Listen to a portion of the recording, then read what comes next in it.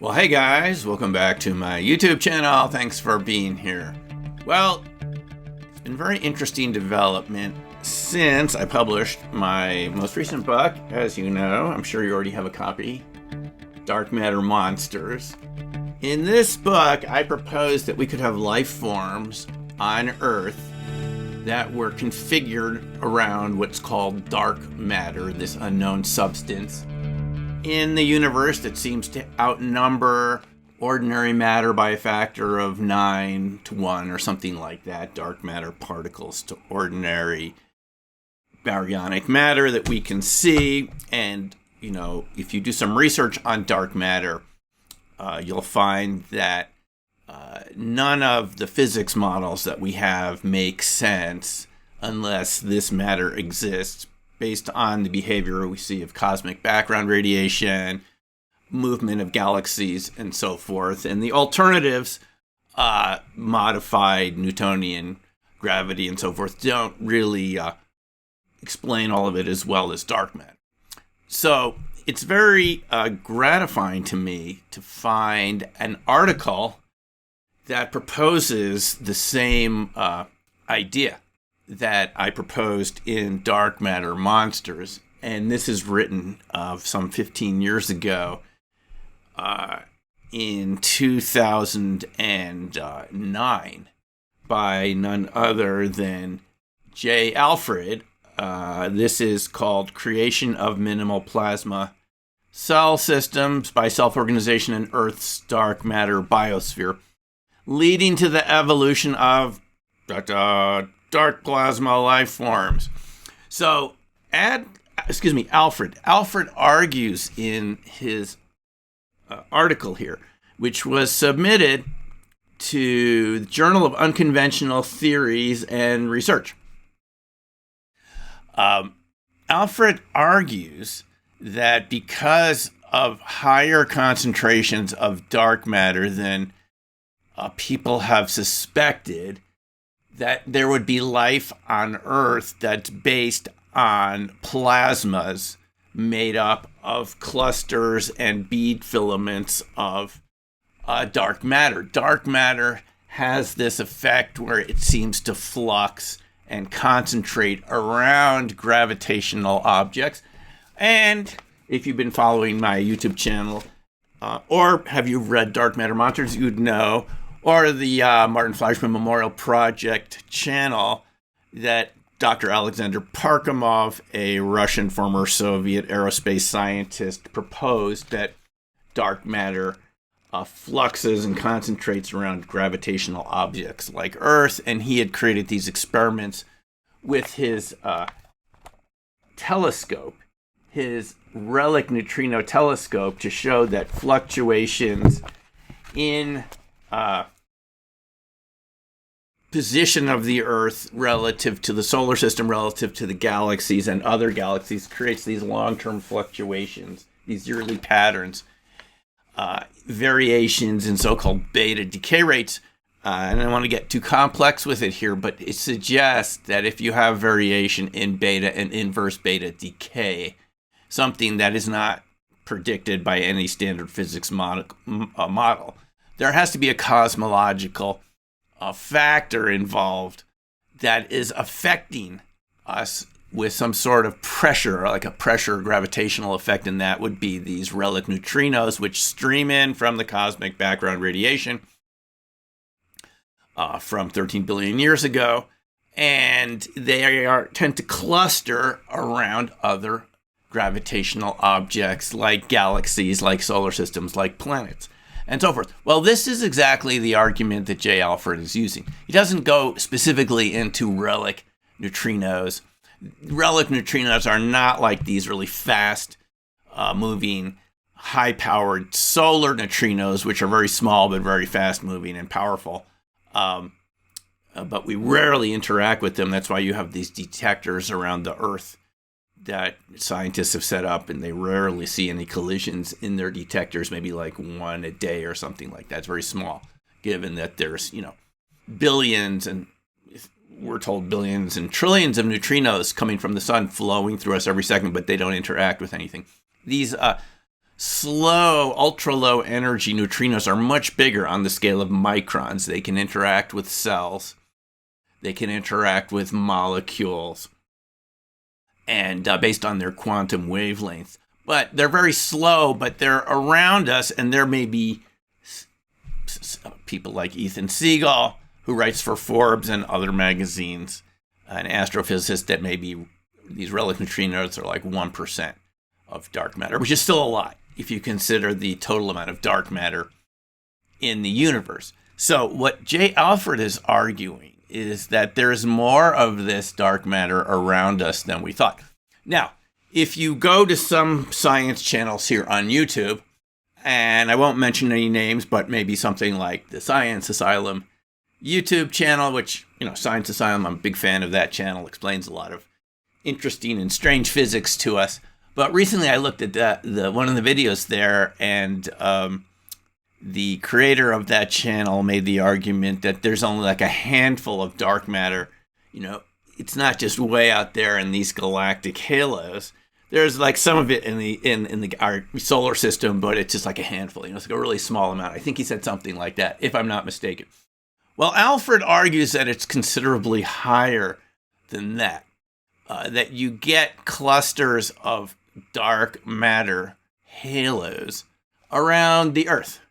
Now, it's not as much as the ordinary matter we see us, since even though dark matter outnumbers ordinary matter particles 9-10 to 1, they're spread out throughout the cosmos, but they tend to cluster around gravitational objects like the sun, moon, Earth, and other planets in the solar system. Now, Alfred, in this article, argues that the highest concentration of dark matter, of which, since we don't know exactly what it is, but maybe some of it is relative neutrinos, Alfred argues these would be about 70,000 kilometers from Earth, maybe 50,000 miles away from us in orbit around the Earth.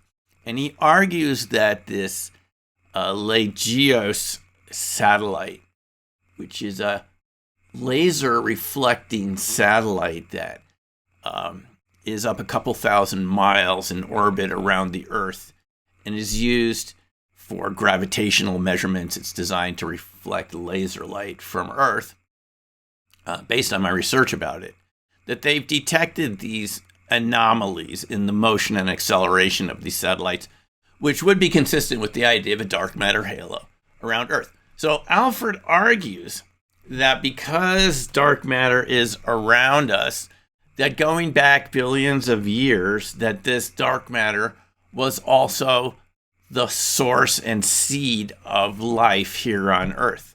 It's not just that comets and meteorites came and fell here and left this building blocks of DNA material, whatever the theory of it is. I think we were told when I was in school, maybe lightning had hit these DNA building blocks billions of years ago that came from outer space. That could be how some life formed. But Alfred argues, sort of along the lines that I'm arguing in Dark Matter Monsters, that there's another type of life that's based on dark matter, which would create its own dark plasma life forms. So if we go through the basic points here, and I encourage you to read this article for yourself. I'll put a link in the body description below this video. He argues that these dark matter particles form the basis of complex plasmas, which self-organized eventually into helical structures, just like DNA, something like DNA. Because these dark matter clusters, which become the basis of plasma, something that's argued by Dr. Alexander Parkhomov, or plasmas, because they tend to form these magnetic monopoles with their fractal toroidal moments, something we can talk about in the future. These sort of alternative non-Maxwellian electromagnetic arrangements based on fractals just as Boyd Bushman from Lockheed Martin argued, form the basis of a structure that can interact with dark matter neutrinos, and so forth. And Alfred argues that because these plasmoids, as Winston Bostick called them, form chains, bead chains, this would be the basis for the scaffolding of a helical structure like DNA. So Alfred's proposing that just be due to the gravitational forces that you would have attracted this dark matter, it would have led to the formation of he's talking very tiny plasmas initially, but they could have formed the basis of life, which would sort of explain some of these weird light anomalies that people see from time to time, which often are thought to be UFOs, UAPs. Just as an example, this photograph of the apple tree wick Morris dancers from 1993 in North Yorkshire. You see the Morris dancers here. And then there was this sort of interesting plasma or something behind a tree there. I mean, maybe in my earlier days, you would have thought it's a small UFO or something, but it's not just structured UFOs we're talking about here. We're talking about plasmas that are self-organizing, and people see and photograph things like this. What Alfred is arguing in this article, he isn't going so far as I am in dark matter monsters to say that this makes up the basis of Bigfoot and cryptids and other creatures, which, as you know, if you're familiar with my argument here, have a lot of micro ball lightning and ball lightning orb characteristics and phenomena associated with cryptids and Bigfoot. The weird electromagnetic effects people experience around Bigfoot and cryptids. Cameras, batteries failing, lights going off. Just when you want to turn the lights on the porch to see what's stomping around out there, they don't work. Things like that. Cars not starting around Bigfoot, dogmen, cryptids like that. This is consistent with what we would expect to be happening around dark matter. So Alfred is arguing a very similar argument here, which I think is very interesting, is that we have this orb-like luminous phenomena around us that has a lot of characteristics of UFOs and UAPs. And I think this is very similar to the argument that John Ramirez, former CIA MASINT specialist, measures and signatures intelligence, who works with signals, analyzing signals and signatures of missile systems and so forth. He's argued that the keyhole satellites photographed a lot of these starting in the 70s, coming into the atmosphere. I mean, structures, they looked like structures at one wavelength, and that they would go invisible and were only visible in the infrared as electromagnetic emitting plasmas. Well, this is exactly the argument that Alfred's making here in the article. I think this is very interesting. Alfred argues that these dark matter life forms, these primordial life forms that he's talking about, not as evolved as, Bigfoot and cryptids and so forth, but just like single cellular organisms or clusters of cells that would form balls and so forth. He argues they have a dark matter component, which is non-radiating, but they have a plasma component, which does radiate light. Due to ionization of oxygen around it, we sort of see this glow, this intriguing glow from the plasmas. It's exactly what Ramirez has been arguing, if you listen to some of the podcasts and interviews he's been doing recently. And so Alfred concludes his presentation about dark matter life forms, which he said, would form these sort of plasma orb shapes and eventually helical structures at a small scale grow to bigger scales. That they would have a largely invisible component, but would be detectable in the microwave spectrum. Isn't that what we've heard from the research at Skinwalker Ranch, is that you had high detections of microwaves at Skinwalker Ranch around the time when orbs and other paranormal phenomena were experienced. And as you know, microwaves can even create biological damage to cells and tissues and so forth. Alfred argues this is all a direct result of dark matter, dark plasma type life forms. Now, Alfred concludes by going into the MOD Condign report from the UK, where they made some statements in there that if UFOs, UAPs were not operating in an ordinary electromagnetic spectrum, like we're used to with ordinary technology, it'd be very hard to study them. And this is exactly what we find. So we see evidence for this even in the MOD Condign report, what they're referring to, even if they didn't understand it at the time.